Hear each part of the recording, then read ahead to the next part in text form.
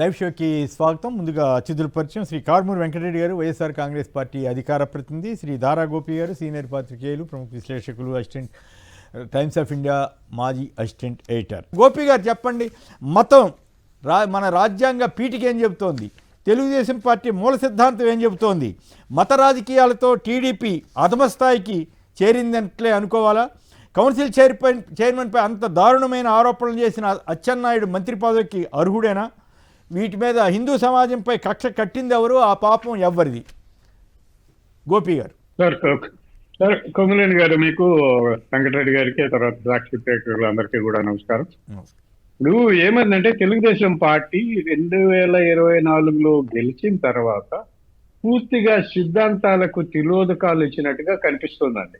ఎందుకంటే అసలు భగవంతుడినే విశ్వసించని చంద్రబాబు నాయుడు భగవంతుడి గురించి, దైవభక్తుడిని, వెంకటేశ్వర స్వామి భక్తుడిని మాట్లాడడం, తర్వాత మత ప్రస్తావనలు, కుల ప్రస్తావనలు రాకూడని చట్టసభల్లో కుల ప్రస్తావనలు తీసుకొచ్చి ఆ అధ్యక్ష స్థానంలో ఉండేటువంటి వ్యక్తిని అవమానించే పదంగా మాట్లాడడం, ఇవన్నీ కూడా తెలుగుదేశం పార్టీకి చాలా అలవోకగా ఇప్పుడు అమలు చేస్తోంది. అది చాలా దురదృష్టకరం. మరి రాష్ట్ర రాజకీయాలను ఎటువైపు తీసుకెళ్లాలనుకుంటుందో తెలుగుదేశం పార్టీ నాకైతే అర్థం కావడం లేదు. కానీ పరిస్థితి అయితే చాలా దారుణంగా ఉంది. ఇట్లాంటి పరిస్థితి అంటే ఈ కుల మత ప్రస్తావన చట్టసభలో రావడం అనేది బహుశా భారతదేశంలో ఏ రాష్ట్రంలోనూ కూడా జరిగి ఉండదు. ఆంధ్రప్రదేశ్లో మాత్రం జరుగుతోంది. ఇది చాలా దుర్మార్గం. కల్తీ నెయ్యి గురించి మాట్లాడినప్పుడు, కల్తీ లడ్డు గురించి మాట్లాడినప్పుడు అది జరిగింది. వెంకటరెడ్డి గారు చెప్పండి, ఏమిటి తెలుగుదేశం మూల సిద్ధాంతం ఏమిటి? రాజ్యాంగ పీఠిక ఏం చెబుతోంది? ఈ రకంగా అసలు అచ్చెన్నాయుడు గారు మంత్రి పదవికి అర్హుడైనా? అసలు ఈ రాజకీయ పార్టీగా తెలుగుదేశం పార్టీ ఈ స్థాయికి దిగజారిపోతుందని ఎవరైనా ఊహించారా? హిందూ సమాజంపై కక్ష కట్టింది ఎవరు? ఆ లడ్డు పాపం ఎవరిది? టీడీపీ సెల్ఫ్ గోల్ వేసుకుందా, లేదా మీకు నష్టం జరిగిందా? కొమ్మినేని గారు, ముందుగా మీకు, గోపి గారికి, సాక్షి టీవీ ప్రేక్షకులందరూ నమస్కారాలు. Very good morning. మనది భారతదేశం. భారతదేశం అంటేనే లౌకిక దేశం. ఏదైతే బహుళ మతాలకు మన నిలయం. రాజ్యాంగంలో స్పష్టంగా మన దేశానికి ఒక మతం ఉందని చెప్పి ఎక్కడా చెప్పలా. క్లియర్గా ఏం చెప్పారో, అన్ని మతాలు సమానంగా గౌరవించబడతాయి, దేశానికి అధికారికంగా మతం ఏమీ లేదని చెప్పి రాజ్యాంగ పీఠిక స్వయంగా భారత రాజ్యాంగానికి సంబంధించిన రాజ్యాంగ పీఠికలోనే స్పష్టంగా మనకుంటది, మనది లౌకిక దేశం. సో ఇక్కడ అన్ని మతాలు అధికారికంగా భారతదేశానికి అధికారికంగా ఒక మతం అంటూ ఏమీ లేదని చెప్పి స్పష్టంగా భారత రాజ్యాంగ పీఠిక ఇచ్చినటువంటిది ఇది. మీరు గూగుల్లో ఎవరెత్తికినా కూడా వస్తుంది. సో అంటే మనకి ఒక మతం, అన్ని మతాలు మన దగ్గర ఉంటాయి. ఒక మతాన్ని ఎవరో కించపరచడానికి లేదు, ఒక మతాన్ని మీరు ఈ మతంలో ఉండాలని చెప్పి ఎవరు రూల్ పెట్టడానికి లేదు. సో మనం ఏ మతంలో అయినా ఉండొచ్చు, మిగిలిన మతాలను మాత్రం మనం కించపరచకూడదు. ఇది క్లియర్. సో ఇది భారత రాజ్యాంగానికి సంబంధించి. రెండు, ఇప్పుడు తెలుగుదేశం పార్టీ చంద్రబాబు నాయుడు గారిది కాదు. నందమూరి తారక రామారావు గారు స్థాపించినప్పుడు ఆయన తెలుగుదేశం పార్టీకి ఒక సిద్ధాంతం అని పెట్టారు. ఏమని? సమాజమే దేవాలయం, ప్రజలే దేవుళ్ళు అని చెప్పి వాళ్ళ వెబ్సైట్లోకి వెళ్ళినా కూడా ఉంటుంది. దాంట్లో ఆయన క్లియర్గా చెప్పడం ఏం జరిగింది?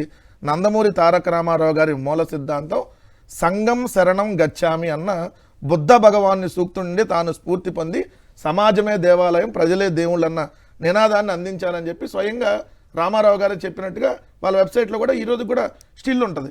నేను సోషలిస్టునో, కమ్యూనిస్టునో, క్యాపిటలిస్టునో కాదు, నేను హ్యూమనిస్ట్ని. నేను హిందువునో, క్రిస్టియన్నో, ముస్లింనో కాదు, నేను హ్యూమనిస్ట్ని, మానవతావాదిని అని జగన్ గారు కూడా ప్రతి సందర్భంలో తన కులం మంచితనం, తన మతం మానవత్వం అని అనేక సందర్భాల్లో చెప్పుకుంటా వచ్చారు. అదేవిధంగా రాజ్యాంగానికి లోబడే ప్రమాణం చేసి దాన్ని రాజ్యాంగానికి లోబడే పరిపాలన సాధించారు. మనం ముఖ్యమంత్రిగా కానీ లేదంటే ఒక ఎమ్మెల్యే కానీ మనం ప్రమాణం చేసినప్పుడు రాగద్వేషాలకు అతీతంగా, కులమతాలకు అతీతంగా మనం పరిపాలిస్తామని ఒత్తు.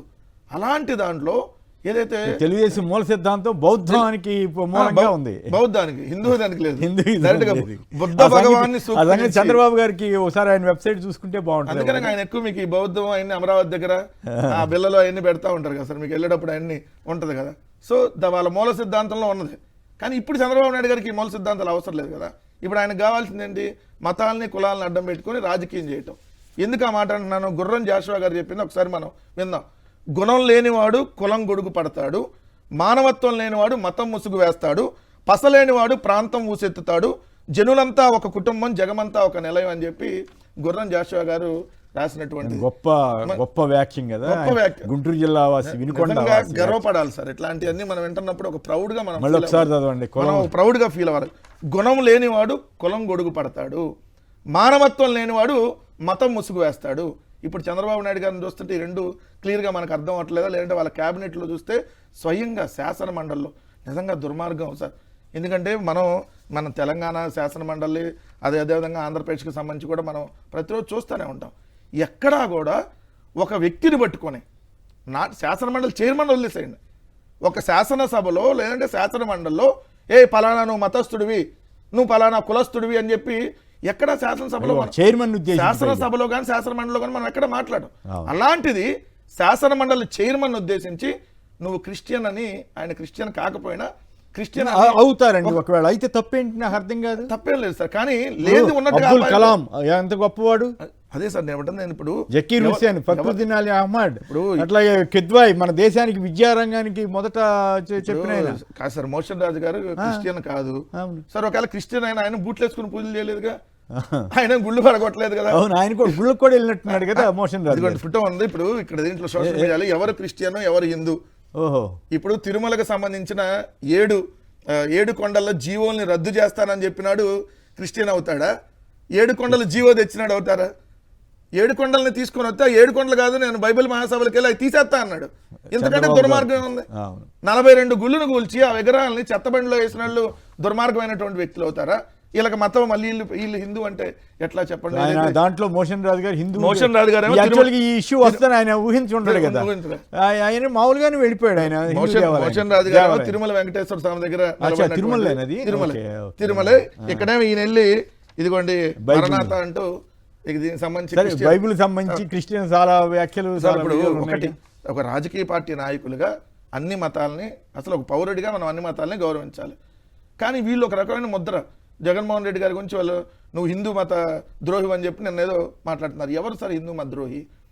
అయ్యా, జంతువుల కొవ్వు కానీ, పంది కొవ్వు కానీ, గొడ్డు కొవ్వు కానీ ఇలాంటి మాటలు దయచేసి మాట్లాడొద్దు. పరమ పవిత్రమైనటువంటి వెంకటేశ్వర స్వామి దేవాలయం మీద అపవాదులు వేయొద్దు. అసలు ఇది జరగటానికి అవకాశం ఉండదు. దయచేసి ఇవన్నీ వద్దు, ఇంకా మాట్లాడొద్దు అని చెప్పిన ఆయన ఏదైతే హిందూ మత ద్రోహి అవుతాడా?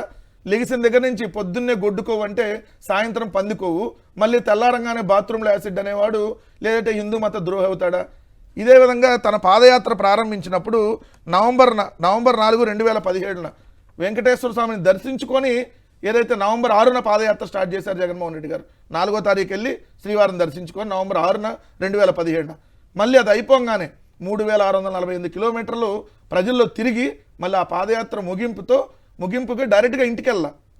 డైరెక్ట్గా ఏదైతే ఇచ్చాపురం నుంచి తిరుపతి వచ్చి ఏదైతే మళ్ళీ కాలినడకన అలిపిరి నుంచి కాలినడకన వెళ్ళి జనవరి 10, 2019 జగన్మోహన్ రెడ్డి గారు మరొకసారి తిరుమల మెట్లెక్కిన ఈయన హిందూ మత ద్రోహి అంటున్నారు.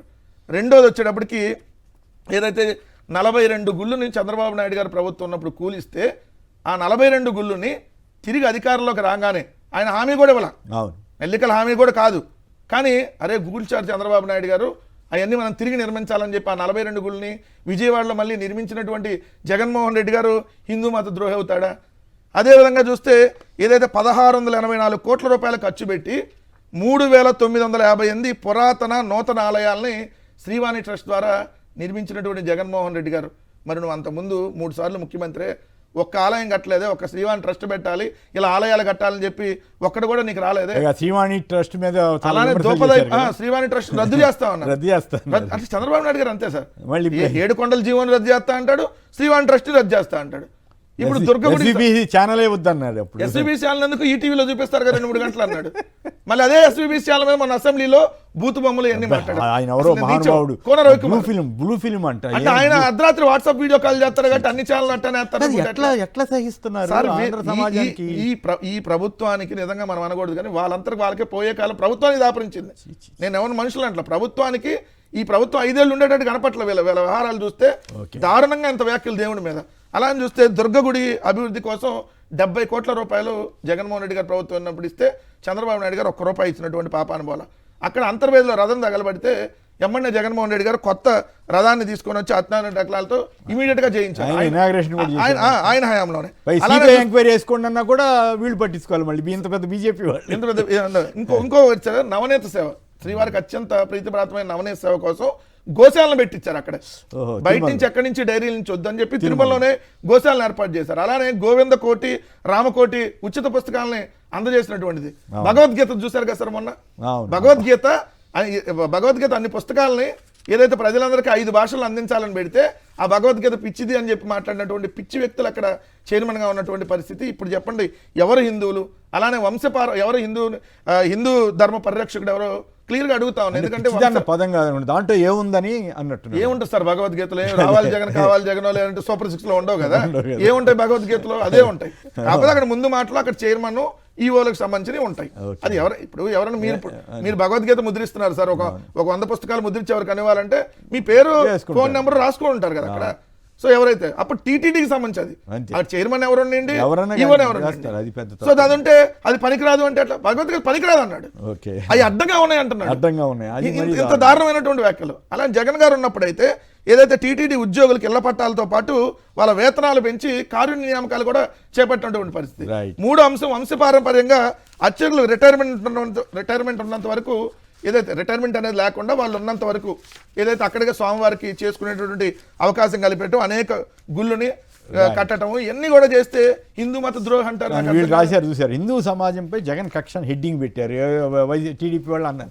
రాస్తే రాసి ఉండదు, కానీ మండల చైర్మన్ గారిని అవమానం గురించి కానీ అవేమి హైలైట్ చేయకుండా హిందూ సమాజం ఎవరు కక్ష కట్టి ఈనాడు కక్ష కట్టింది అనుకోవాలి. బూట్లు వేసుకుని పూజలు చేస్తారు హిందూ సమాజం మీద జగన్ గారు కక్ష కట్టడానికి. కాదండి, బూట్లు వేసుకొని పూజలు, గుళ్ళును కోల్చటము, 7 కొండలను తీసేస్తానంట. ఎందుకు ఫైనల్ చెప్పండి, అచ్చెన్నాయుడు గారు అర్హుడా ఈ పదవిలో ఉండటానికి? రాజ్యాంగం ప్రకారం మీరు అనేకం చదివారు, గుర్రం జాషువా గారి కవిత్వం కానించి అన్ని రాజ్యాంగ పీఠిక, తెలుగుదేశం మూల సిద్ధాంతం, ఇవన్నీ చదివిన తర్వాత మీకు ఏమనిపించింది? అసలు తెలుగుదేశం పార్టీ దిగజారిపోయిందా, లేదు ఆ ప్రమాణాలు కొనసాగిస్తుందా? అచ్చెన్నాయుడు గారు లాంటి వాళ్ళు ఆ మంత్రి పదవిలో ఉండడానికి అర్హులా కాదా? సార్ అచ్చెన్నాయుడు గారే కాదు, అసలు ఈ కూటమి ప్రభుత్వం ఉండడానికి అర్హులు కాదు. ఎందుకంటే ఒక శాసన మండలిలో డైరెక్ట్గా నీది ఏ కులం, నీది కులం, ఏ మతం, నువ్వు నీది కులం లేకపోతే నీది మతం. ఇప్పుడు నిన్న మతం కులాలు కూడా ఎత్తారు కాబట్టి నీది మతం, సో నువ్వు మాట్లాడడానికి అర్హుడు కాదు అంటే ఏంటి? రాష్ట్రంలో ఒకవేళ నిజంగా క్రిస్టియన్ అయితే ఈ మాట్లాడడానికి అర్హుడు కదా, క్రిస్టియన్ అయితే ముఖ్యమంత్రిగా ఉండడానికి అర్హుడు కాదని రాజ్యాంగం చెప్పిందా? ఎక్కడ లేదు కదా. జగన్ గారు క్రిస్టియన్ అండి, కానీ ఆయన హిందూ మత పరిరక్షణ కోసం, ధర్మ పరిరక్షణ కోసం పోరాడాడు, చేశారు కదా. ఇప్పుడు ఆయన మతాన్ని గౌరవిస్తారు. ఇక్కడ నాకు ఒక ఆశ్చర్యం, ఇప్పుడు ఈ పెద్ద సోకాళ్ళు హిందూ అని ఊరికే గొంతులు చించుకుంటున్న వాళ్ళు వాళ్ళ పిల్లలు ఎక్కడ చదువుతున్నారు, చదివారు హైదరాబాద్లో. నాకు తెలిసి కొంతమంది అయితే క్రిస్టియన్ ట్రస్ట్లానండి, లేకపోతే వాళ్ళ పెద్ద పెద్ద స్కూళ్ళు ఉంటాయి కదా హైదరాబాద్, అటువంటి చోట్ల చదివారు. అమెరికా యూనివర్సిటీలన్నీ అక్కడ హిందూ మతానికి సంబంధించిన యూనివర్సిటీలా, అమెరికాలో బ్రహ్మాండం అంటారు. ఈ మధ్య బిల్ గేట్స్ గారు వచ్చారు, ఆయన ఏ మతస్థుడని వీళ్ళు బ్రహ్మాండం భజగోవిందం అని ప్రచారం చేశారు. అది తప్పు కదా, ఒక మతాన్ని తీసుకుని ఒక వ్యక్తిని ఆపాదించడం. మండల చైర్మన్ మీద ఆరోపణ చేస్తారా? మరి బిల్ గేట్స్ని ఎందుకు ఆదరించారు? కాదు సార్, ఇక్కడ అసలు మనం ఎదురుగా గమనించాల్సింది ఏంటి, వీళ్ళేమో క్రిస్టియన్ మిషనరీ స్కూల్లో చదువుతారు, వీళ్ళేమో అమెరికా అంటే క్రిస్టియన్ దేశం. మరి అందరూ అక్కడ ఉన్న వాళ్ళందరూ భారతీయులందరూ వచ్చేయమండి, ఇక్కడ లేదా మన రాష్ట్ర వాళ్ళందరూ వచ్చేయమండి. మళ్ళీ వీళ్ళు పరిరక్షణ కాపాడేవాళ్ళు కదా. పవన్ కళ్యాణ్ గారు ఇప్పుడు భార్య ఏ మతంలో ఉన్నారు, వాళ్ళ పిల్లల పేర్లు ఏంటి? వాళ్ళ పిల్లల పేర్లు క్రిస్టియన్ పేరు. బాప్టిజం తీసుకున్నారు, ఇంటర్మీడియట్లోనేమో ఆయన బాప్టిజం తీసుకుంటాడు, బీఫ్ తినమని చెబుతాడు. వాళ్ళ అన్న నాగబాబు గారేమో దేవుని వృదియాలంటాడు, వాళ్ళ నానేమో దీపారాధన కుండలో సిగరెట్ తాగా అంటారు. వీళ్ళందరూ హిందూ మతం సనాతన ధర్మం అంటున్నారు. అసలు చెప్పడానికి వీళ్ళు చేసే పనులకి ఒక్కదానికైనా పొంతరుందా? చంద్రబాబు నాయుడు గారు కూడా సేమ్ టు సేమే కదా. ఆయన ఏంటి పేరుకి హిందూ, నాకు కలియుగ ప్రత్యక్ష దైవం నాకు వెంకటేశ్వర స్వామి అంటాడు. మరి అలాంటి వెంకటేశ్వర స్వామిలో పందికోవు గొడ్డుకోవని ఎవరైనా మాట్లాడతారా? లేదంటే ఆ గుళ్ళును గులుస్తా అంటారు. అటువంటి యేసునే నమ్మండి విజయం సాధించవచ్చు అని కూడా ఉపన్యాసం. అమరావతికి యేసు అండదండలు ఉన్నాయని చెప్పి ఇదే అందుకే భూమి సేకరణ, అందుకని భూముల సేకరణ, అమరావతిని కట్టేస్తాడు యేసు అని కూడా చంద్రబాబు నాయుడు గారు చెప్పారు. ఓకే, సో ఈ రకంగా చూసినప్పుడు తెలుగుదేశం పార్టీ ఆ ప్రమాణాలని, ఎన్టీ రామారావు గారు స్థాపించినటువంటి పార్టీ, సమాజమే దేవాలయం, పేదలే నా దేవుళ్ళు అన్న చెప్పినటువంటి పార్టీ ఈ రకంగా ఇప్పుడు మతమే మా పార్టీ అనే పరిస్థితి ఎదురటం అనేది అత్యంత బాధాకరం. మాబోటి వాళ్ళం ఆ రోజున తెలుగుదేశం జెండా పట్టుకుని ఎన్టీ రామారావు వెనకాల తిరిగాం కుర్రవాళ్ళంగా ఉన్నప్పుడు, అది కరెక్టా కాదనేది పక్కన పెడితే అలాంటి పార్టీ ఆ రోజు కులం లేదు మతం లేదు అంతా జనమంతా ఒకటే అనుకున్నారు. ఈరోజు మతం కులం అని ఈ పిచ్చి ప్రేలాపనలతోటి తెలుగుదేశాన్ని ఏ స్థాయికి దిగదార్చారనే బాధ అయితే మాబోటి వాళ్ళల్లో ఉంది. అఫ్కోర్స్ ఆ రోజుల్లో చంద్రబాబు గారు తెలుగుదేశంలో లేరనుకోండి, కాంగ్రెస్లో ఉండి ఎన్టీ రామారావు మీదే పోటీ చేస్తానని చెప్పారు. తర్వాత ఇప్పుడు నేనే తెలుగుదేశం ఉద్ధారకుని ఆయన చెప్పుకుంటున్నారు. తప్పేం లేదు, ఆయనకు అధికారం వచ్చింది, సంతోషం. కానీ ఆ ఆశయాల్ని ఆ సిద్ధాంతాలను నిలబెట్టే విధంగా ఆయన మాట్లాడుతున్నా ఆ రకంగా ప్రవర్తించిన మంచిది. అంతే తప్ప ఈ దిక్కుమాలిన మత రాజకీయాలు తీసుకెళ్ళి తెలుగుదేశం పార్టీని అధోగతికి తీసుకెళ్ళొద్దని మాత్రం మాబోటి వాళ్ళం చెబుతాం, ఒక రాజకీయ పార్టీగా ఉంది కాబట్టి.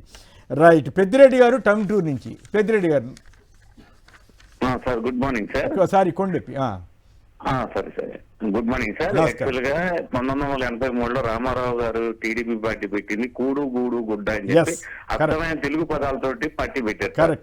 ఆ రోజు ప్రతి పేదవాడికి ఇల్లు ఉండాలి, గుడ్డ ఉండాలి, పని ఉండాలి అన్నట్టు తీసుకొచ్చారు, బానే ఉంది. ఎప్పుడైతే చంద్రబాబు గారు పార్టీని ఇది చేశారో 95లో, అప్పటి నుంచి కులం వచ్చేసిందండి పార్టీ ఏది మన రాష్ట్రంలో.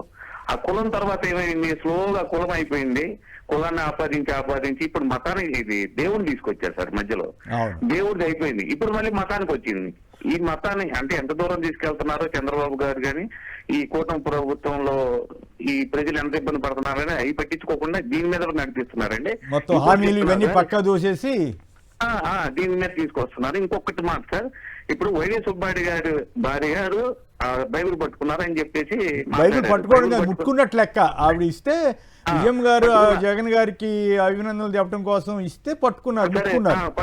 అంటే పట్టుకుంటే క్రిస్టియన్ అయిపోతారా సార్? అదే మరి. సరే సరే, ఇంకో ఆయన ఉపన్యాసం ఇచ్చి వచ్చారు కదా, ఇందాక చూపించాడు కదా ఒకసారి ఆ ఫోటో మళ్ళీ ఒకసారి చూపించండి, అర్థమైంది. ఇప్పుడు కాదు, మోషన్ రాజు గారు హిందూ అవుతారా? బైబిల్ సమావేశానికి వెళ్ళిన ఆయన ఏ మతం అయినా వెళ్ళటం తప్పుగా, చంద్రబాబు గారు క్రిస్టియన్ సభలకు వెళ్ళటం తప్పని మేము అంటలా. కానీ ఈ రకమైన ఈ వ్యాఖ్యలు చేయటం, చాలా ప్రజల్లో విద్వేషాలు పెంచడం తప్పని మాత్రమే మనబోటి వాళ్ళం అనాలి. పెద్దిరెడ్డి గారు సార్ ఒక్క పాయింట్ సార్, ఇప్పుడు ఎవరిని అవమానిస్తున్నారు అనేది ఈ రాష్ట్ర ప్రజలు తెలుసుకోవాలి సార్. అంటే బైబిల్ పట్టుకుంటేనేమో క్రిస్టియన్ అయిపోతున్నారు, ఎవరిని అసలు చంద్రబాబు గారు ఎవరిని ముఖ్యంగా అవమానపరుస్తున్నారు? కులాన్ని గాని మతాన్ని గాని. బైబిల్ పట్టుకుంటే క్రిస్టియన్ అయితే తప్ప, ఓట్ల కోసమేమో కులాల్లో ఏం లేవు, మాకు మీ ఓట్లు కావాలి అంటపడతారు. వాళ్ళతో ప్రత్యేక సమావేశాలు కూడా పెడతారు.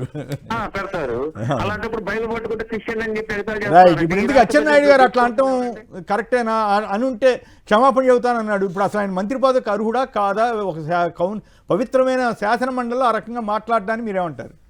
అంటే ఆయన క్రిస్టియన్ అని చెప్పేసి ఆపాదించేసి దాన్ని డైవర్ట్ చేయడం చేశారు సార్. యాక్చువల్ గా నిన్న శాసన మండలి మేము ఎప్పుడు చూడమండి జనరల్ గా.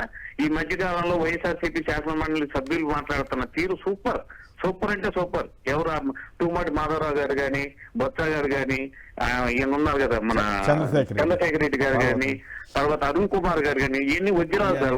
వరుదు కళ్యాణి గారు గాని, ఇట్లాంటి వాళ్ళంతా శాసన మండలి. ఇంతకుముందు మేము శాసనసభ చూసేవాళ్ళం, శాసన మండలి చూసేవాళ్ళం కాదు. ఈ రోజు ఇలాంటి వాళ్ళు మాట్లాడుతుంటే డైవర్షన్ పాలిటిక్స్ చేస్తున్నారు తప్ప వాళ్ళు సమాధానం చెప్పలేక ఎన్ని బయటకు తీసుకొస్తున్నారు.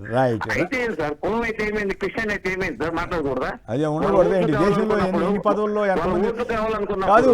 మొన్న క్రికెట్ లో గెలిపించింది ఎవరు? ఆయన పేరేంటి? ఆయన ఇట్లా అన్నాడు. అట్లా అన్నందుకు కూడా వాళ్ళ కోపం వస్తుందేమో, నాకు అర్థం కావట్లేదు. భారతదేశానికే ప్రతిష్ట తెచ్చిన వాళ్ళని కూడా మీరు అవమానించేలాగా వీళ్ళు వ్యవహరిస్తున్నారేమో అనే బాధ కలుగుతూ ఉంది. వాళ్ళు అలా చేయకూడదు అనేది మన సూచన. రైట్, రమేష్ గారు నున్న నుంచి.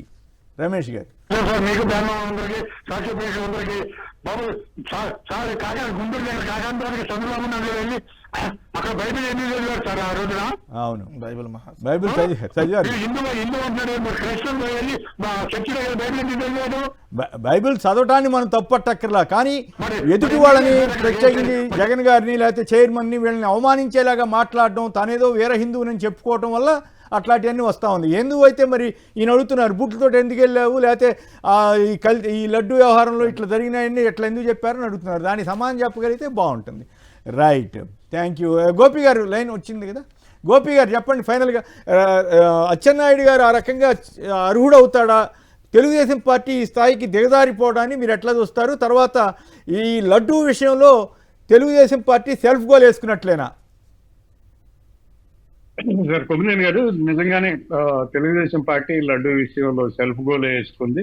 అది ఎవరినో అంటే జగన్మోహన్ రెడ్డి అనే వ్యక్తిని హిందూ సమాజానికి ఉద్దంగా పెట్టేయాలి, హిందూ సమాజం జగన్మోహన్ రెడ్డిని అసహించుకునేలాగా చేయాలని మొదలుపెట్టింది. అయితే అది బూమరాంగ్ అయింది. తిరిగి నిజాలు వెలుగులోకి వచ్చేసరికి సిబిఐ రిపోర్ట్ కానీ ఇది ఏదైనా చూసుకుంటే మొత్తం ఈ కల్తీ అంతా కూడా టీడీపీ హయాంలో 2024లోనే జరిగింది అని చెప్తున్నారు. తర్వాత ఏంటంటే అది పవిత్రమైనటువంటి పుణ్యక్షేత్రం, అక్కడ దైవం వెంకటేశ్వర స్వామి, తర్వాత అక్కడ ప్రసాదం వడ్డు అనేది చాలా పవిత్రమైంది. భక్తులు కళ్ళకద్దుకొని తింటారు. దానిలో పంది కొవ్వు కలిపింది, బాత్రూమ్ కెమికల్స్ కలిసి, ఆవు కొవ్వు కలిసింది, ఇట్లా మాట్లాడడం అనేది హిందువులు అవమానం. వాళ్ళేదో ఇవన్నీ కూడా ఇవన్నిటి వల్ల ఇలాంటి ఆరోపణలు చేస్తే హిందూ సమాజం అంతా జగన్ రెడ్డిని వ్యతిరేకిస్తుంది అనుకోరు. కానీ ఇలాంటి ఆరోపణలు చేసి హిందూ సమాజం వాళ్ళు అవమానించారు. హిందూ భక్తుల విశ్వాసాలను వాళ్ళు అవమానించారు. అది మొదటి అంశం. ఇక రెండోది అచ్చెన్నాయుడు సో నిజంగా కులాలు మతాల ప్రస్తావన తీసుకురావటం, చైర్మన్ కులాన్ని మతాన్ని ఆయన ప్రస్తావించడం అయితే చాలా దుర్మార్గం. నిజంగా వీళ్ళెవరూ కూడా అధికారంలో కొనసాగడానికి అర్హులు గారు. అయితే ఆంధ్రప్రదేశ్లో ఏంటంటే భారత రాజ్యాంగం ఏదైతే సెక్యులర్ రాజ్యాంగం అని ప్రకటించే రాజ్యాంగం ఉందో ఆ రాజ్యాంగం ఇప్పుడు ఆంధ్రప్రదేశ్ లో నడవడం. ఇక్కడ నడుస్తున్నదల్లా కేవలం రెడ్ బుక్ రాజ్యాంగం. ఈ రెడ్ బుక్ లో ఏముంటే అది పాటిస్తున్నారు. రాష్ట్రంలో పోలీస్ శాఖ కానీ పొలిటీషియన్స్ కానీ మొత్తం కూడా రెడ్ బుక్ ని ఫాలో అవుతూ పడుతున్నారు. కాబట్టి ఒక మంత్రి కౌన్సిల్ చైర్మన్ ఉద్దేశించి మత ప్రస్తావన చేయడం అనేది వీళ్ళకి మారి చెల్లింది. దీన్ని అయితే ప్రజలు ఇలాంటి వ్యాఖ్యలు ప్రజలు అంగీకరిస్తారని నేనైతే అనుకోవడం లేదు. ఖచ్చితంగా ప్రజలు వ్యతిరేకిస్తారు, ప్రజలు అసహించుకుంటున్నారు కూడా. సో అంటే ఎంత దిగజారిపోయి అంటే వీళ్ళు ఎవరికో చేయాలని చేసిన దాంట్లో వీళ్ళే గోతులు పడిపోయారు. ఆ గోతులు తవ్విన గోతు పడేయడం కోసం తవ్విన గోతులు వీళ్ళు పడిపోయారు. ఇప్పుడు అయితే ప్రజలు గమనిస్తున్నది ముఖ్యంగా హిందూ భక్తులు లడ్డు గురించి టీడీపీ నాయకులు జనసేన నాయకులు వ్యాఖ్యలు చేసిన ప్రతిసారి హిందూ భక్తులు మనసులు చాలా నొచ్చుకుంటున్నాయి, వాళ్ళు చాలా బాధపడుతున్నారు. హిందూ భక్తులు కూడా తాము చాలా గౌరవంగా విశ్వాసాలతో స్వీకరించే ప్రసాదంలో ఇదే టైంలో తెలుగుదేశం పార్టీతో పాటు తెలుగుదేశం మీడియా అంటే ఒకప్పుడు ఇండిపెండెంట్ మీడియా అని చెప్పుకుని సంకలేసినటువంటి మీడియా చూడండి మొత్తం అసలు ఎక్కడ మండల చైర్మన్కి జరిగిన అవమానం గురించి కానీ వీళ్ళు చేసిన వ్యాఖ్యల మీద కానీ వాళ్ళు చూపించిన ఆధారాల గురించి రాయకుండా లడ్డూపై రచ్చ కల్తీ అంశం వదిలేసి వైసీపీ వేరే విషయాలు ప్రస్తావించడంపై టీడీపీ ఫైర్ అని ఆంధ్రజ్యోతి వాళ్ళు రాసుకున్నారు. సో అట్లాగే జగన్ మీదేమో సమాజానికి కక్ష కట్టారని చెప్పి వాళ్ళు రాశారు. సో ఎందుకు ఈ రెండు పత్రికలు ఇంత దారుణంగా తెలుగుదేశం పార్టీ దిగజారిపోయినదనే విమర్శ వస్తుంటే వీళ్ళు అంతకంటే ఘోరంగా దిగజారిపోయినట్టు అనిపించట్లేదా? ఒక పాత్రికేయుడిగా మీరు ఎట్లా చూస్తారు దాన్ని? సార్ పాత్రికేయుడిగా అంటే జర్నలిస్ట్గా నేను దాదాపు 37 సంవత్సరాలు పనిచేశాను, చాలా వివిధ పత్రికల్లో పనిచేశాను. కానీ తెలుగుదేశం ఆంధ్రప్రదేశ్లో తెలుగు జర్నలిజం భయంకరంగా దిగజారిపోయింది. అవేమి ఇండిపెండెంట్ పత్రికలు కావు, అవి తెలుగుదేశం పత్రికలే అనేది చాలా స్పష్టంగా చెప్పుకుంటున్నాయి, ప్రకటించుకున్నాయి. తెలుగు కూడా సాక్షిన ఓకే వైఎస్ పత్రిక, ఈనాడు ఆంధ్రజ్యోతి టీడీ పత్రికలు అని మాట్లాడేస్తున్నారు. అంటే అంతకు మించి సాక్షి వరకు అయితే వాళ్ళు ఫోటో వేసుకుంటున్నారు, వాళ్ళు క్లెయిమ్ చేసుకుంటున్నారు. కాబట్టి మనం వాళ్ళు జనాన్ని మోసం చేసే ప్రయత్నంగా అనిపించట్లేదా? అదే ఇప్పుడు ప్రజాశక్తి ఉందండి, సిపిఎంది, విశాలాంధ్ర ఉంది, సిపిఐ, అలాగే సాడి ఉంది, వైఎస్ఆర్సీపీ. ఈనాడు ఆంధ్రజ్యోతి ఏంటి మరి వేసుకోండి, ఎన్టీఆర్ బొమ్మ లేకపోతే చంద్రబాబు బొమ్మ లేకపోతే టీడీపీ అధికార ముద్రిక ఏదో వేసుకోండి, ఆ బస్సుకొని రాసుకోండి, మీ ఇష్టం, ఎవరు మాట్లాడరు. కానీ ఇండిపెండెంట్ పత్రికలు అని చెప్పుకుంటూ వాళ్ళని రాయడం అనేది చాలా వక్రీకరించడం దుర్మార్గం. చాలా వాళ్ళు దారుణంగా కూడా కాదు ఇష్యూని డైవర్ట్ చేసి అసలు మండల్ చైర్మన్ ఇష్యూ రాయకుండా ఏమిటి ఇంత నీచంగా మారిపోయినాయి అని బాధ మాబోటి వాళ్ళు ఆ రెండు అవును, చోట్ల అవును, పనిచేసి చాలా- వచ్చాం కదా ఇంత దారుణంగా బాధ- నీచంగా బాధ. మారిపోయాయనే బాధ తప్ప ఇంకోటి కాదు. రైట్, లడ్డూ ఇష్యూలో నిజంగానే రాజకీయ కుట్ర ఆర్థిక కుట్ర అని నిన్న అట్లాగే మాధవరావు గారు కానీ లేకపోతే చంద్రశేఖర్ రెడ్డి గారు కానీ చాలా పర్ఫెక్ట్గా వాదించారనేది జనరల్గా వచ్చినటువంటి భావన. మీకు ఏమనిపించింది? లడ్డూ ఆర్థిక కుట్ర రాజకీయ కుట్ర అన్న కోణంలో తెలుగుదేశం సెల్ఫ్ గోల్ వేసుకున్నట్లేనా? రెండు రకాలుగా సార్. ఎందుకంటే మీకు 3 రాజకీయ పార్టీలు వాళ్ళు కలిపి పోటీ చేసిన తర్వాత ఈవీఎంలను మేనేజ్ చేశారనేది ప్రజల్లో కూడా చర్చ జరుగుతున్నటువంటి సందర్భంలో వీళ్ళు అధికారంలోకి వచ్చిన 100 రోజుల తర్వాత ఎత్తినటువంటి అంశం. ఎందుకంటే ఈ 100 రోజుల టైంలో ఏం జరిగింది, వైఎస్ఆర్ కాంగ్రెస్ పార్టీ కోర్టుకి వెళ్ళడం జరిగింది కొంతమంది, ఏదో ఈవీఎంలు బ్యాటరీలు ఛార్జింగ్ పెరిగినాయి అన్నీ. సో ఈ 100 రోజుల్లోనే ఒక విధ్వంసకర పరిపాలన వాళ్ళు చూపించేశారు. ఎక్కడ నడి రోడ్డు మీద రషీద్ వచ్చి మొదలుకొని వైఎస్ఆర్ కాంగ్రెస్ పార్టీ ఆఫీసులు ధ్వంసం చేయటం, తప్పుడు కేసులు పెట్టడం, 100 రోజుల్లోనే వాళ్ళు ఇలాంటి విధ్వంస పరిపాలన వాళ్ళు చూపించారు. చూపించిన తర్వాత కూడా జగన్మోహన్ రెడ్డి గారికి ఈ చూపిస్తున్నట్టు వీళ్ళు విధ్వంస పరిపాలనలో జగన్మోహన్ రెడ్డి గారికి ఆదరణ రోజు రోజుకి పెరుగుతూ ఉన్న సందర్భంలో ఏం చేయాలి, జగన్మోహన్ రెడ్డి గారికి అరే ఇన్ని మేనేజ్ చేసినా 40% ఓటింగ్ వచ్చింది, దాన్ని ఎంతో కొంత ఒక తగ్గించాలి, ఒక 5% 10%. అందుకని ఏమేసాడు స్కెచ్, హిందూ మత ద్రోహాన్ని ఒక ముద్ర వేద్దాం. సామాన్యంగా మామూలుగా ముద్ర వేస్తే నమ్మరు కదా, 140 కోట్ల హిందువులు మనం అందరికంటే పెద్ద టెంపుల్ తిరుమల మీద వేస్తే జగన్మోహన్ రెడ్డి గారిని ద్వేషిస్తారు. దానికి ఒక పక్కా స్కెచ్ చేసి ఏదైతే వేసినటువంటిది దానిలో ఇప్పుడు చంద్రబాబు నాయుడు గారు ఇరుక్కుపోయాడు. ఎందుకని ఆ దేవదేవుడితో దేవుడి మీద పాపాలు వేయాలని చూస్తే ఇలా పాపాలన్నీ బయటకు వస్తాయి కదా.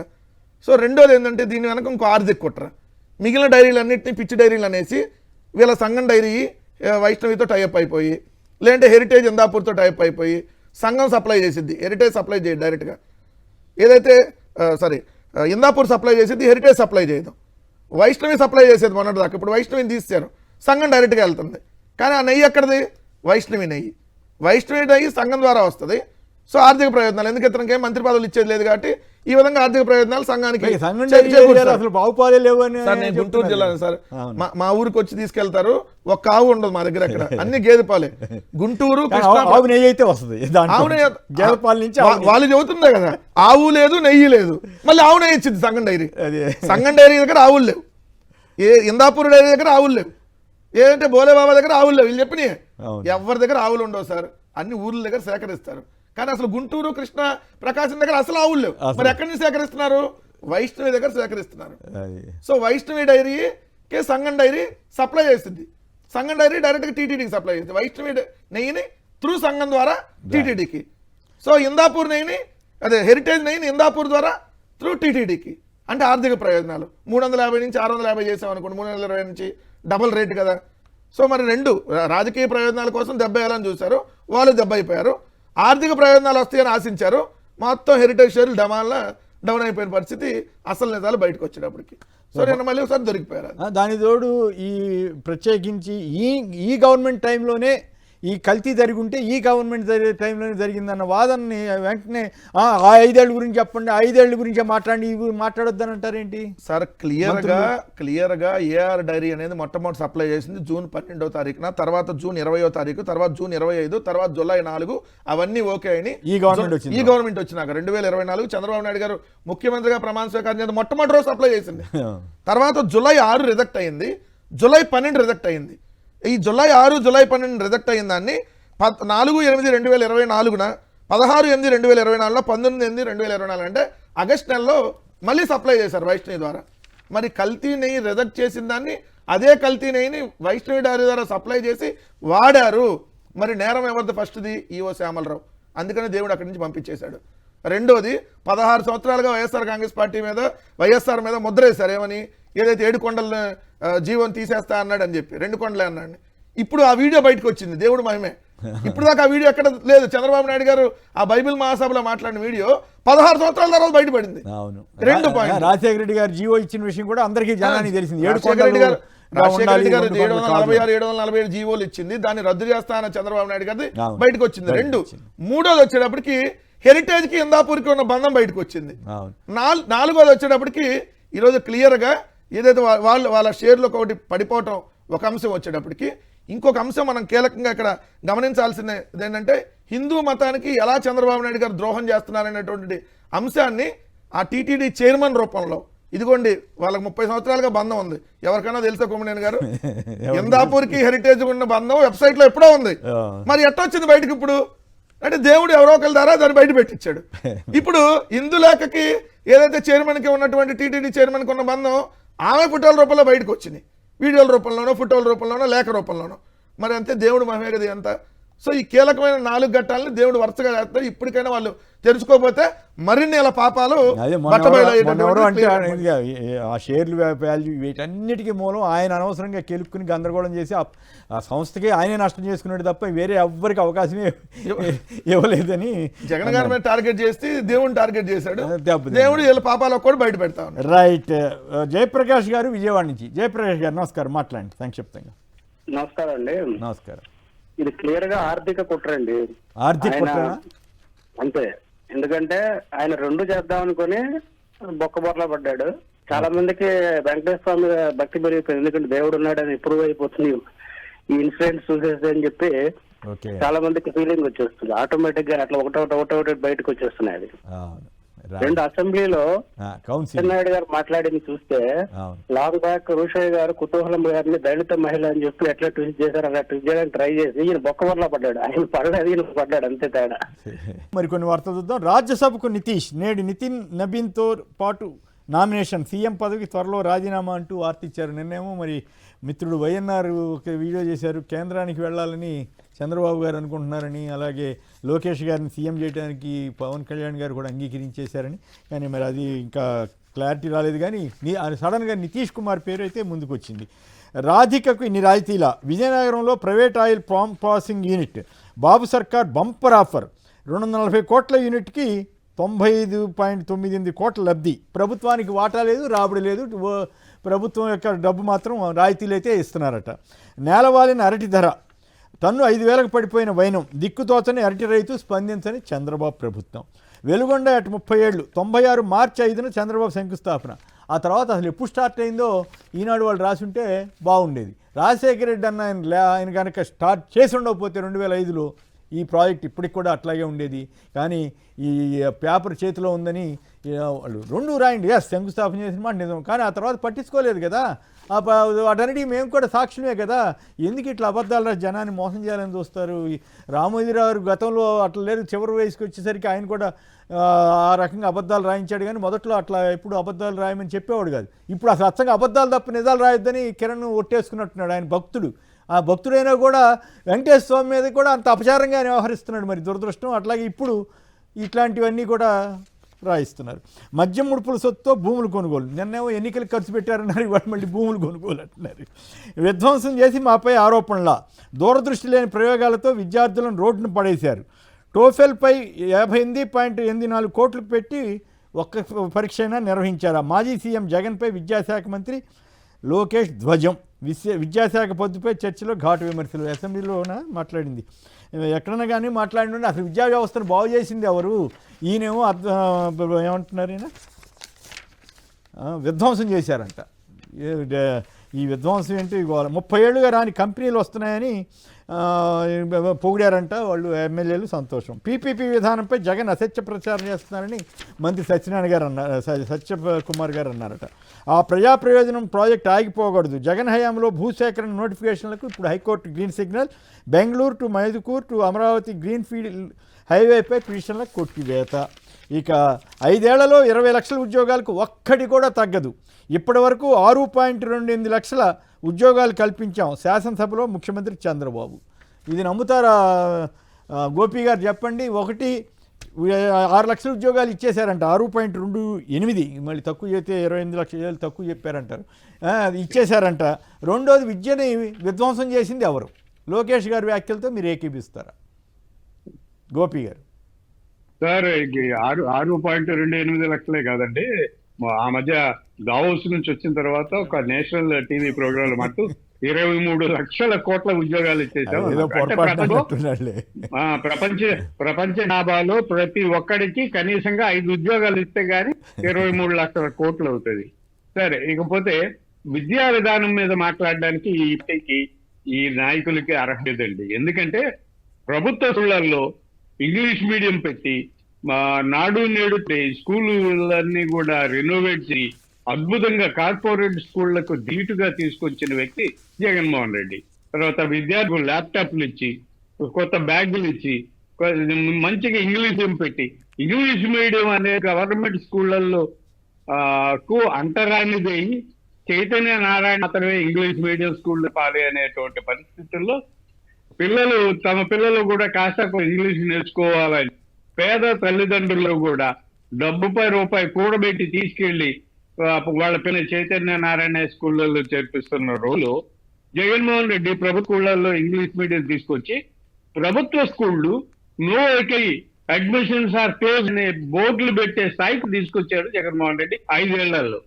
రాష్ట్ర వ్యాప్తంగా అనేక స్కూళ్లలో, అనేక ప్రభుత్వ పాఠశాలల్లో నో అడ్మిషన్స్ అని బోర్డులు పెట్టారండి 5 ఏళ్లలో. నేను దానికి ప్రత్యక్ష సాక్షిని గోపి గారు నేను దానికి ప్రత్యక్ష సాక్షిని. పులివెందులు వెళ్తే అక్కడ విపరీతమైన ఒత్తిడట. మున్సిపల్ చైర్మన్ గారు చెప్పారు, ఆయన పేరు మర్చిపోయాను, ఆయన చెప్పారు మాకు విపరీతమైన ఒత్తిడి అని రికమెండేషన్ చేయండి ఆ ప్రభుత్వ స్కూల్లో చేర్పించమని అని. అలాగే నెల్లూరు వెళ్ళాను ఒకసారి. నెల్లూరులో ఒక ప్రభుత్వ స్కూల్ ఉంది, అక్కడ ఏదో ప్రోగ్రామ్ జరిగితే వెళ్ళా. అక్కడ కూడా ఆయన ప్రిన్సిపాల్ గారు చెప్పారు మేము నో అడ్మిషన్స్ అని బోర్డు పెట్టాల్సి వచ్చిందండి అని. అట్లా చాలా చోట్ల పెట్టారు. అది మరి అది విధ్వంసం అని లోకేష్ గారు విధ్వంసం అంటున్నారు. మరి సార్ నాకు తెలిసి కనీసంగా 5 ఎమ్మెల్యేలు రికమెండేషన్లు రాశారండి స్కూళ్ళకి ఆ 3 ఏళ్లలో. ముఖ్యంగా మొదటి 2 ఏళ్లు కోవిడ్ తో పోతే మిగిలిన 3 ఏళ్లలో ప్రభుత్వ పాఠశాలలో అడ్మిషన్ కోసం ఎమ్మెల్యేలు లెటర్ రాసిన పరిస్థితి వచ్చేది.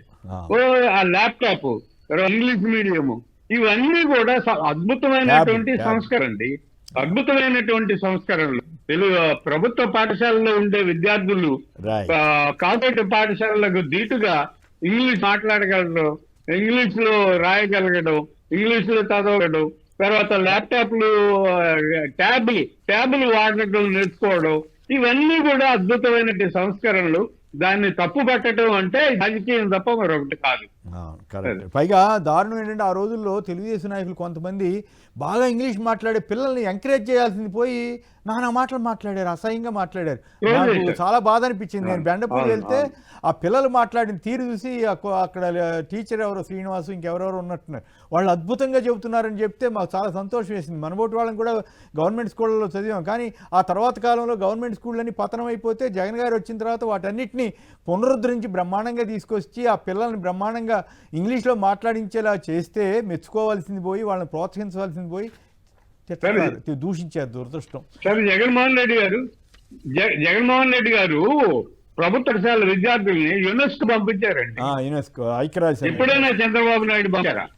ఐక్యరాజ్య సమితికి పంపించారు. మరి చంద్రబాబు నాయుడు పేరెంట్ టీచర్ సమావేశం పెట్టి ఏదో గిన్నీస్ బుక్ రికార్డు పెట్టారంట. మరి ఆ సమావేశాలు పెడితే మంచిదే, మనకేం అభ్యంతరం లేదు, కానీ రికార్డుల కోసం కాదు కదా, యోగా రికార్డు వీటి కోసం కాదు కదా. రైట్. వెంకటరెడ్డి గారు ఏంటి ఉద్యోగాలు వచ్చేసినాయి అంట బోర్డులు, మీరేమో లేవని చెబుతుంటారు. నిరుద్యోగ వృత్తి వాళ్ళసి వచ్చిందని అటు చెబుతున్నాడు. నిరుద్యోగ వృత్తి వాళ్ళ నిజమే 3,000 రూపాయలా? సార్, ఈయన అధికారంలోకి వచ్చిన తర్వాత వాలంటీర్లు తీశారు, బెవరేజ్ కార్పొరేషన్ దానికి సంబంధించి వాళ్ళని తీశారు, ఏదైతే రేషన్ బల్లాలను తీశారు, అనేక మంది అవుట్సోర్సింగ్ ఉద్యోగస్తులను తీసేశారు. ఒక్క కొత్త గవర్నమెంట్ నోటిఫికేషన్ ఇచ్చినటువంటి దాఖలాలు లేవు. మరి ఎక్కడ ఉద్యోగాలు వచ్చినటువంటి పరిస్థితి? నిన్న చంద్రబాబు నాయుడు గారు అసెంబ్లీలో చెప్పిన విధానం చూస్తేనే ఇది పచ్చి బోగస్సు అబద్ధం అని క్లియర్గా అర్థం అవుతుంది. ఎట్లా? ఎందుకు ఆయన ఏమంటాడు, ఇప్పటి వరకు 6,28,000 ఉద్యోగాలు ఇచ్చేసామంటాడు. లిస్టు చదువుదాం ఏ రంగంలో ఇచ్చారనేది. దీన్ని అసలు కామన్ మ్యాన్ చూస్తే కూడా అర్థమైంది ఇది అంతే తప్పని. స్కిల్ డెవలప్మెంట్ ద్వారా 1,46,627 ఉద్యోగాలు ఇచ్చారంట. అసలు ఏ స్కిల్ డెవలప్మెంట్ ద్వారా ఎక్కడ ఇచ్చారు, ఎవరికి ఇచ్చారో లిస్ట్ ఉంటే బయట పెట్టాలి కదా. రెండవది ఎంఎస్ఎంఈల ద్వారా 2,48,906 ఉద్యోగాలు ఇచ్చారంట. ఎంఎస్ఎంఈలు మూతపడుతున్నాయి. ఎంఎస్ఎంఈలకు ఒక రాయితీ ఇచ్చింది లేదు, కానీ 2,48,000 ఉద్యోగాలు ఇచ్చారంట. ఇంకా దారుణం ఏంటంటే పరిశ్రమల ద్వారా, భారీ పరిశ్రమల ద్వారా 95,174 ఉద్యోగాలు ఇచ్చారంట. ఒక్క కంపెనీలు అయినాక గ్రౌండ్ అయ్యి ఇదిగోండి గ్రౌండ్ అయింది మేము ఉద్యోగాలు చేసామని చెప్పడానికి ఒకటన్నా ఉందా? ఇంకోటి ఫుడ్ ప్రాసెసింగ్లో 64 ఉద్యోగాలు అంట. 64,000 ఎక్కడ ఫుడ్ ప్రాసెసింగ్, ఏ ఉద్యోగాలు? 64,000. మెగా డిఎస్సి కానిస్టేబుల్ 30,000 అంట. ఎక్కడుంది మెగా డిఎస్సి అంటే 16,000 అన్నారు, దాంట్లో 6,000 జగన్ గారు ఇచ్చినటువంటి పోస్టులే. కానిస్టేబుల్ పోస్టులు 6,000 భర్తీ చేస్తే అది కూడా జగన్ గారు ఉన్నప్పుడు 2022 సంవత్సరంలో ఇచ్చినటువంటి నోటిఫికేషన్ 2023 జనవరి 22న ప్రిలిమ్స్ కండక్ట్ చేశారు. 5 లక్షల మంది ఆ రోజు ఎగ్జామ్ రాస్తే 91,000 మంది క్వాలిఫై అయ్యారు. ఇంక వీళ్ళు కొత్తగా యాడ్ ఇచ్చింది ఉంది నెట్ క్యాప్ ద్వారా 20,000 అంట. ఐటీ ఎలక్ట్రానిక్స్ రంగంలో 13,000 ఉద్యోగాలు ఇచ్చారంట. పర్యాటక రంగంలో 5,000 ఇచ్చారంట. ఈ లిస్టు చదివితేనే బోగస్ అంది ఇట్లా. వీళ్ళు చెప్పిన దాని ప్రకారం 20 నెలల్లో 6,28,000 ఉద్యోగాలు అంటే నెలకి 31,400 ఉద్యోగాలు, రోజుకి 1,146 ఉద్యోగాలు. మన గంట డిబేట్లో 44 ఉద్యోగాలు ఇచ్చేశారు కోమనేని గారు. చంద్రబాబు నాయుడు గారు ఒకరోజు అసెంబ్లీ జరుగుతుంది అనుకోండి, ఆయన పొద్దున్న సాయంత్రం అసెంబ్లీ మాట్లాడే లోపు ఎన్ని గంటలుంటే అన్ని 43 నుంచి 44 ఉద్యోగాలు, రోజుకి 1,046 ఉద్యోగాలు. మరి ఇదంతా బోగస్ అని అర్థం కావట్లేదా? వీళ్ళేమో ఇట్లా చెబుతాడు కదా, ఈ తొందరగా దొరికిపోతారు వీళ్ళు. అదే సినిమాలో మంచి దొంగ తొందరగా దొరికిపోతారు అన్నట్టు ఈ కొట్టేయంగానే ఏమన్నా దొరికిపోతారని సినిమాలో ఉంటుంది. ఎట్లా దొరికిపోతారంటే మొన్నే 3 నెలల క్రితం 15/12/2025 రాజ్యసభలో కేంద్ర గణాంకాలు కార్యక్రమాల మంత్రిత్వ శాఖ ఏపీలో అత్యధిక నిరుద్యోగ రేటు ఉంది దేశంలో అని ఇచ్చింది. ఈయనేమో 6,25,000 ఉద్యోగాలు ఇచ్చానంటాడు. దేశంలో హైయెస్ట్ నిరుద్యోగం ఎక్కడుందంటే ఆంధ్రప్రదేశ్లో 8.2%తో హైయెస్ట్ నిరుద్యోగం ఇక్కడే ఉంది. మరి ఉద్యోగాలు ఇస్తే నిరుద్యోగ రేటు ఎందుకు ఉంటుంది? అదే ఈజీగా ఎట్లా దొరికిపోతారు. 2 లోకేష్ కూడా ఎట్లా దొరికిపోతాడంటే విద్యా వ్యవస్థలో అంట ఏదో సమూల మార్పులు తెచ్చాం, మేము ఉన్నప్పుడు ఏదో భ్రష్టు పట్టించామని మాట్లాడాడు కదా. విద్యారంగాన్ని నిజంగా విధ్వంసం చేసింది ఎవరు? నారా లోకేష్ ఉన్నప్పుడు విధ్వంసం చేశారు. ఎందుకు? 10వ తరగతి పేపర్ ఎప్పుడు లీక్ అయింది? 10వ తరగతి పేపర్ ఇప్పుడు ఈయన మంత్రిగా ఉన్న 20 నెలల్లో ఇంకా కంటిన్యూ అవుతుంది. 10వ తరగతి పేపర్ లీక్ అయిందా? 10వ తరగతి పేపర్ లీక్ అయింది, బీఈడీ పేపర్ లీక్ అయింది. ఏదైతే నాగార్జున యూనివర్సిటీ దగ్గర BEd paper 10th class paper leak అయినాయి ఈయన ఉన్నప్పుడే, ఈయన విద్యాశాఖ మంత్రిగా ఉన్నప్పుడే ఉన్నాయి సార్. ఈయన విద్యాశాఖ మంత్రిగా ఉన్నప్పుడే మీకు ఎక్కడ చెప్తానండి, అసత్యాలైతే చెప్పు క్లియర్గా. వాట్సాప్లో 10వ తరగతి ప్రశ్నాపత్రం వైఎస్ఆర్ జిల్లాలో ఘటన, కడప జిల్లా పరిషత్ పాఠశాలలో. అలానే ఇంటర్మీడియట్ రెండోది సంబంధించి కూడా 25 నిమిషాల సమయాన్ని కోల్పోయారు. ఎనిమిదో ప్రశ్న కింద అడ్వర్టైజ్మెంట్ చదివి సమాధానాలు తప్పులు తడక ప్రభుత్వం ఫెయిల్ అని అన్ని పేపర్లో వచ్చినాయి. రెండోది విద్యార్థుల సంఖ్య ఉన్నప్పుడు తగ్గింది. మొన్నే కదా మనకి ఇచ్చినటువంటి లెక్కల ప్రకారం విద్యార్థులు స్కూల్కి వెళ్ళే విద్యార్థులు తగ్గారు. మరి పెరగాలి కదా. విద్యా వ్యవస్థని భ్రష్టు పట్టించింది మీరు, విద్యా వ్యవస్థను విధ్వంసం చేసింది మీరు. ఆ విద్యా వ్యవస్థని బాగు చేసింది జగన్మోహన్ రెడ్డి గారు ఉన్నప్పుడు 71,107 కోట్ల రూపాయలు సార్. జగనన్న అమ్మఒడి కానీ, విద్యా కానుక, గోరుముద్ద, నాడు నేడు, సంపూర్ణ పోషణ, డిజిటల్ విద్యను ప్రోత్సాహం, విద్యా దీవెన, వసతి దీవెన. ఈ రోజు ఉందా సార్ ఫీజు రియంబర్స్మెంట్? 8 బకాయిలు ఈరోజు పెండింగ్ పెట్టి విద్యా వ్యవస్థలో ఫీజు రియంబర్స్మెంట్ అందట్లా. వసతి దీవెన 2 సంవత్సరాల నుంచి ఈ సంవత్సరానికి 11,000 కోట్లు పెండింగు. ఈరోజు విద్యా వ్యవస్థలో విద్యార్థులు ఏదైతే చదువుకున్నాక ఇది పరీక్షలు రాసి వాళ్ళు పాస్ అయిన తర్వాత సర్టిఫికెట్లు ఇవ్వట్లా. ఇప్పుడు కూడా సర్టిఫికెట్లు ఇవ్వట్లేదు. ఎందుకు? మీరు ఫీజు రియంబర్స్మెంట్ డబ్బులు రావట్లేదు ప్రభుత్వం నుంచి, ఇస్తేనే ఇస్తామంటున్నారు. దానివల్ల ఏమవుతున్నారు? వాళ్ళు ఫర్దర్ స్టడీస్ కోల్పోతున్నారు. సపోర్ట్ డిగ్రీ అయిపోయింది. మర్చిపోయాను అసలు ఇంతకంటే కీలకమైంది. నేను మొన్న కూడా చదివాను, ఆంధ్రప్రదేశ్లో ప్రభుత్వ పాఠశాలలో కానీ విద్యార్థుల సంఖ్య తగ్గిందంట. ప్రభుత్వ పాఠశాలలో తగ్గింది, అదే ఓవరాల్ గాను తగ్గిందని, ఓవరాల్ గా తగ్గింది. ప్రభుత్వ లక్షల మంది తగ్గారట. మరి ఇంకా మరి ఈయనేమో విధ్వంసం జరిగిందంటారు ఏంటి? కాదు కదా, సర్కారు బడికి బాయ్ ప్రభుత్వ పాఠశాలలో భారీగా తగ్గిపోయిన విద్యార్థులు అనేది క్లియర్ గా దాదాపు 20 లక్షల మంది తగ్గారు. 20 లక్షల ప్రభుత్వ స్కూల్ 20 లక్షల మంది తగ్గారు. కొంత ప్రైవేట్ స్కూల్ 20 లక్షలు కాదు సార్, 30 లెక్క ఉంది సార్. 5-6 లక్షలు తగ్గినా కూడా తగ్గినట్టే, ఎక్కువే ఉంది సార్. ఆ ఫిగర్ మొత్తమే తగ్గినట్లుగా రిపోర్ట్లు అయితే చెబుతున్నాయి. ఇదిగోండి సార్, ఈ విద్యా సంవత్సరం 2024లో ప్రభుత్వ స్కూల్లో 37 లక్షల మంది ఉంటే దాని తర్వాత 32 లక్షల మందికి వచ్చారు. దాని తర్వాత ఏడాది ఇంకొక 4 లక్షలు తగ్గారు. ఓవరాల్ గా అన్ని ప్రభుత్వం కానీ ప్రైవేట్ కానీ కంపేర్ చేసి చూస్తే దాదాపు 20 లక్షలు ఉన్నారు. 19 లక్షలు చేంజ్ ఉంది. ప్రభుత్వ స్కూల్ తగ్గిన వాళ్ళు, ప్రైవేట్ స్కూల్ తగ్గిన వాళ్ళు రెండు కంపేర్ చేసి చూస్తే. మళ్ళీ ఆ ప్రైవేట్ స్కూల్కి ప్రభుత్వం నుంచి వెళ్ళిన వాళ్ళు కొంతమంది పెరిగారు. సో పెరిగిన ఓవరాల్ గా 20 లక్షల మంది తగ్గినటువంటి పరిస్థితి. మరి ఇవన్నీ విద్యారంగం ఎక్కడ బాగున్నట్టు 1,00,000 మంది తగ్గినా కూడా స్టూడెంట్స్ అది వైఫల్యం కిందే వస్తుంది కదా సార్. వాళ్ళు వైఫల్యం ఎందుకు చెబుతారు? రోజు జగన్ గారిని తిట్టడానికి మీద వాళ్ళు కాన్సన్ట్రేషన్ చేసింది ఏదో పిల్లలు స్కూల్కి వెళ్తున్నారు లేదా కాన్సన్ట్రేషన్ చేస్తే సరిపోయింది కదా. ఇప్పుడు 20 లక్షల మందికి అమ్మఒడి తగ్గించారు. అమ్మఒడి ఇవ్వాల్సింది 20 లక్షల మంది కోత వేశారు. సో ఫస్ట్ ఏడాది అసలు ఇవ్వాలి ఒక్కరికి కూడా. మరి విద్యారంగం ఎక్కడ బాగుపడి అంటే విద్యారంగం జగన్మోహన్ రెడ్డి గారు ఉన్నప్పుడు అంతర్జాతీయ స్థాయికి ఐక్యరాజ్య సంస్థకి వెళ్తే ఈ రోజు మీరేమంటారు? ప్రభుత్వ స్కూల్లో విద్యార్థుల సంఖ్య తగ్గిపోతా ఉంది. అప్పుడే ప్రభుత్వ స్కూల్ విద్యార్థులు ఐక్యరాజ్య సంస్థకి వెళ్ళారు, ఇప్పుడు స్కూల్కే మానేస్తున్నారు. మరి డిఫరెన్స్ ఎక్కడ ఉంది? ఎవరిది విధ్వంసం? ఇది కదా చెప్పాల్సింది. కరెక్ట్. రైట్. దారా గోపి గారు, కారుమూరి వెంకటరెడ్డి గారు పలువురు మాట్లాడారు. అందరికి కూడా ధన్యవాదాలు. ఇది నేటి చర్చా కార్యక్రమం. నమస్కారం.